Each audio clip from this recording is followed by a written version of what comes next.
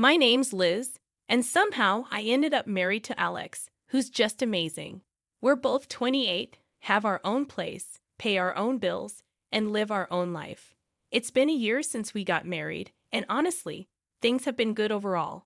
But there's one little problem: Alex's parents. Now, don't get me wrong, I didn't expect to be like the perfect daughter-in-law right from the start. But I also didn't expect to feel like I'm not wanted in their family. The first time I met Alex's parents, especially his mom Jane, it felt really uncomfortable.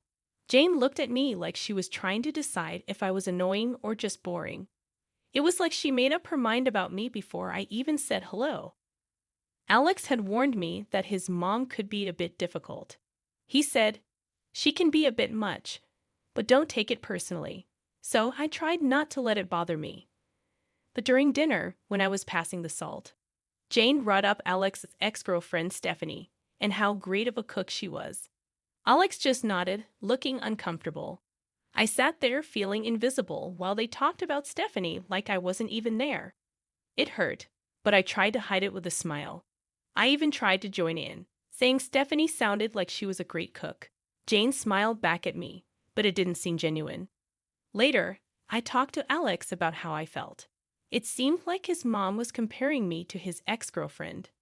Alex hugged me and reassured me that I was the one he chose, and that's all that mattered. I wanted to believe him. But little did I know that Jane had ulterior motives, and I was the pawn she was ready to sacrifice in her game. Living with an allergy isn't just inconvenient. It's like having a shadow that constantly whispers danger in your ear. Since I was a kid, peanuts have been my worst enemy. It all started with a spoonful of peanut paste and a trip to the emergency room, leaving my parents with a clear message: keep her away from peanuts and a bunch of other foods if you want her to grow up. It's not just peanuts, though. Soy, peas, cherries, almonds, tomatoes, apricots, bananas, and even potatoes are all off limits for me. It's a list that makes waiters raise an eyebrow and friends hesitate to invite me over for dinner. And my mother-in-law, Jane, knows this list by heart. Yet she somehow questions it every time we're over for dinner. "Are you sure you can't even have a little bit of this pie? It's got almond extract," she'd ask, with a tone that ranged from concern to disbelief. I'd politely decline, though I'd rather not. Once at a family gathering, while I was trying to find something safe to eat at the buffet, Jane swooped in with her voice dripping with sweetness. "Liz, you must try this casserole." I made sure it was Liz-friendly, she announced. But her nurturing words didn't match the glint in her eye. Alex intervened, asking if the casserole contained cream of mushroom soup. Knowing that many brands include soy, which is a big no for me, Jane's smile faltered, and she tried to assure us it should be fine, but we both knew it wasn't. I've learned to tread carefully in this world of food allergies. Eating out becomes a strategic operation. Alex and I were at our favorite Italian place, a rare find that understood the seriousness of food allergies. After dinner, as we strolled under the clear night sky, a text from Jane darkened the moment. "Be careful, Liz. Not everyone takes your condition seriously. Wouldn't want anything to happen to you." Alex tried to reassure me, but I couldn't shake the feeling that Jane's message was more than just a jab. It was a warning, a reminder that my allergy made me vulnerable, not just to food, but to people like her who saw it as a weakness to be exploited. The rest of the walk home, I couldn't help but think about all the close calls, all the accidental exposures, and how easily something could go wrong. It wasn't just the peanuts, soy, or peas. It was the realization that my allergy was more than a personal battle. It was a chink in my armor that someone like Jane could see as an opportunity, and that thought was scarier than any allergic reaction I'd ever had. Dinners at Jane's house were always like a big production, almost like a play where everyone knew their roles except me. I was the wild card, the one who could unintentionally cause a scene with a single bite. Alex tried to make it better, but there's only so much you can do when you're playing in someone else's home court. One particular evening, the tension was thick. Jane was bustling around, placing dish after dish on the table. I sat there, my plate empty, trying to figure out what I could eat without ending up in the hospital. Jane passed the green beans to me, calling them divine. But something seemed off. "What's in them?" I asked. "Oh, just a touch of almond slivers for crunch," she said dismissively. I stopped Alex from reaching for them. "I can't eat those, remember? Almonds are a no-go for me." Jane feigned surprise, but her reaction was fake. "Oh dear, I must have forgotten. Silly me." Alex stood up, his voice firm with frustration. "Mom, this is serious. Liz could end up in the hospital." Jane's eyes narrowed slightly. "I just wanted to make something nice. It's not my fault Liz has all these allergies." The room fell into an uncomfortable silence. The other relatives glanced around, unsure where to look. I felt embarrassed, with a flush creeping up my neck. Alex's dad, Mark, tried to break the tension. "Let's just enjoy the meal, shall we? There's plenty Liz can eat." But the damage was done. The rest of the dinner passed in strained politeness, with Jane asking pointed questions about my allergies as if she were taking notes for next time. Later, when Alex and I were alone, he apologized. "I'm sorry, Liz. I should have double-checked everything before we came." I shook my head, tired of feeling like a problem to be managed. "It's not your fault." "I'm starting to think your mom does these things on purpose," I told Alex. He didn't respond, but he didn't need to. We both knew the truth. Jane was serving up a side of malice with every meal, and I was the main course. I could always tell when Jane had been working on Alex. He'd get this distant look in his eyes, like he was seeing me but also seeing through me, weighing her words against his own judgment. This particular evening, it was like a cloud had settled over him, and I knew it before he even said a word. "Mom thinks we should consider." "Well, she thinks we might not be thinking about the future enough," Alex muttered, not meeting my eye as he fumbled with the TV remote. "The future?" I asked, a sinking feeling in my gut. "Yeah, you know kids and your health issues," he continued, the word issues hanging awkwardly in the air between us. I felt a tightness in my chest. "She talked to you about my allergies again, didn't she?" He sighed, setting the remote down. "She's just worried. Liz. She thinks it's a lot for us to handle, especially if we want a family." I bristled. "We've talked about this. I've managed so far, haven't I? And there are plenty of people with allergies who have kids." Alex ran a hand through his hair, a sure sign he was stressed. I know. It's just, she has this way of making me doubt things." The room was quiet for a moment, the tension thick. I watched him, this man I loved, wrestling with the seeds of doubt his mother had planted. "Alex, do you doubt us?" I asked, my voice barely above a whisper. "No." He looked up finally, his eyes clear and firm. "I don't. I just hate that she keeps bringing it up. I hate that it makes us fight." I reached for his hand, our fingers intertwining. "We're not fighting.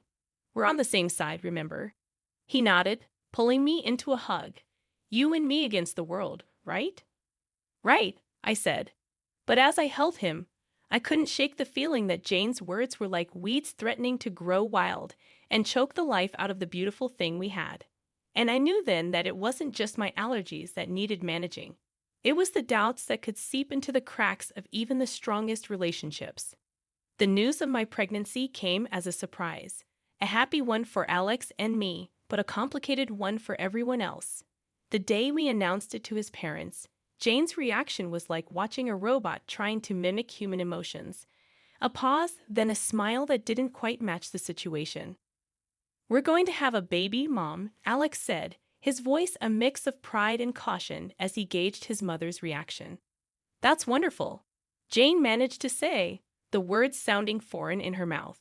"We must have a family dinner to celebrate." I was skeptical. Celebrations at Jane's were never just celebrations. But I saw the hopeful look in Alex's eyes and agreed. The night of the dinner, the house was buzzing with relatives. Jane was the perfect hostess, floating from guest to guest with a grace that felt almost genuine. When she reached us, her smile was practiced. "Congratulations, Liz," she said. "This is such a joyous occasion." "Thank you, Jane," I replied, trying to match her formality. "We're excited." Alex wrapped his arm around my waist, a silent thank you for playing along. As dinner approached, I felt the familiar anxiety. A table full of food was a minefield for me. But tonight, I hoped would be different. The table was a feast, dishes upon dishes laid out. And I felt every eye on me as I hesitated, my hand hovering over the options. Go on, dear, Jane urged. Eat up, you're eating for two now. I weakly smiled, choosing the safest options, vegetables and rice, plain and simple. But as I reached for a slice of bread, Jane stopped me. Actually, maybe not that one, she said quickly.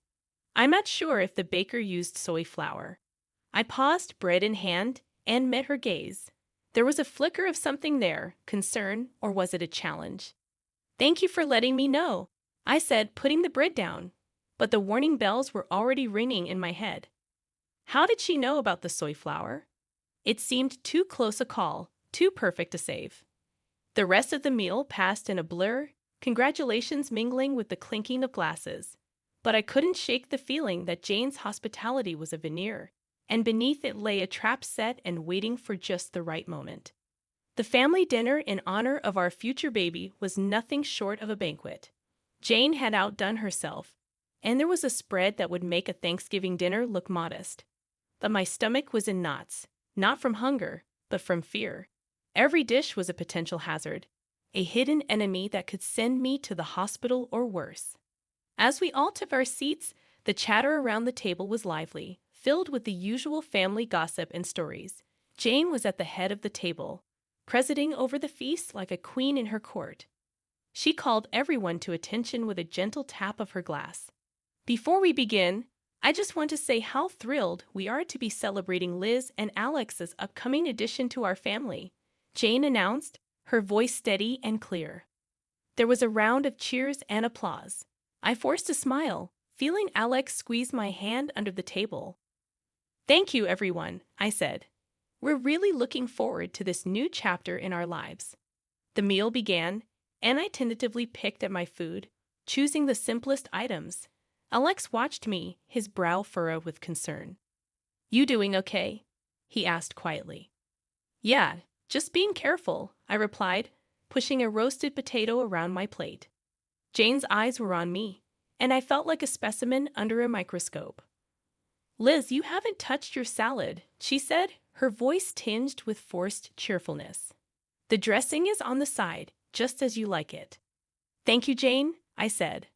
I'm just not much of an appetite tonight. As the dinner wore on, the tension grew. Every time Jane offered me something, my anxiety spiked. The room felt hot, the walls inching closer with each passing minute. Then came the cake. It was a beautiful confection, layers of sponge and cream that made the room ooh and ah. Jane cut a slice and handed it to me with a smile. For the mom-to-be, she said. I looked at the cake, then at Alex, then at Jane. I really shouldn't, I said, but it looks delicious. Oh, come on, Liz. One little bite won't hurt for the baby, Jane pressed, her voice sweet as the icing. That's when Alex's dad, Mark, stepped in, his hand swift as he knocked the plate from my hands. The cake tumbled to the floor, and a stunned silence fell over the room. What the hell, Dad? Alex exclaimed, his voice a mix of anger and confusion. Mark stood, his face pale, but his voice was firm. I saw the label in the trash. That cake has peanut oil in it. The room erupted in chaos. Jane's face was the picture of shock, but her eyes gave her away. There was a flash of something there, fear, maybe guilt. Alex stood, his chair clattering behind him. Mom, did you know about this? He commanded. Jane's mouth opened and closed, but no words came out. And in that moment, the truth was as clear as the danger that had been on my plate. The room was dead silent after Mark's revelation, the dropped cake like a crime scene on the hardwood floor. Everyone's eyes were locked on Jane, who seemed to shrink under the collective gaze. Mom, is it true? Did you know? Alex's voice cut through the tension, sharp and demanding. Jane's eyes flickered with something dark before she regained her composure. Of course not. I would never. Her voice trailed off, unconvincing. Mark wasn't having any of it. I saw the shopping list, Jane. Peanut oil for cake. It was right there in your handwriting, he said, his voice steady but laced with disappointment. The murmurs around the table grew louder, a mix of disbelief and anger bubbling up from the family. Alex was shaking his head, his hands balled into fists. How could you, Mom? Liz could have died. I was frozen in my seat, the gravity of the situation anchoring me down. This wasn't just carelessness or forgetfulness, it was intentional. Jane's mask finally slipped, her face twisted in anger. I didn't want it to come to this, but she's not right for you, Alex. She's weak, and now she's bringing a child into this world who will be just like her. Alex took a step toward his mother, incredulous. Weak? Liz is the strongest person I know. And you? How could you be so cruel? I could feel the eyes on me, waiting for me to break down, to crumble under the weight of Jane's words. But I didn't. Jane, I said, my voice surprisingly calm, you've made your feelings very clear. But this is not just about me. This is about a family, your grandchild. Jane looked away, her jaw clenched, and for the first time, I saw the hint of fear in her eyes. Maybe she realized that her actions hadn't just endangered me, but her relationship with her son, her reputation, everything. The rest of the evening was a blur. There were arguments, tears, and hushed conversations as the family tried to process what had happened. Alex and I left early, the weight of the evening heavy on our shoulders. We didn't speak much on the drive home. What was there to say? The truth was out, and with it, the facade of a polite, if not happy family, was shattered. The drive home was quiet, the kind of silence that's heavy, filled with things unsaid. When we finally walked through our front door, Alex and I just stood there, the echo of the night's drama still ringing in our ears. Alex was the first to break the silence. I can't believe my own mother would do something like that, he said, his voice hollow. I sat down on the couch, the cushion failing to comfort me. I know it's a lot to take in. He sat beside me, taking my hands in his. I'm so sorry, Liz. It's unforgivable. I looked at him, seeing the pain in his eyes, and my heart ached. It's not your fault, Alex. We couldn't have known she'd go this far. But the truth was there, hanging between us.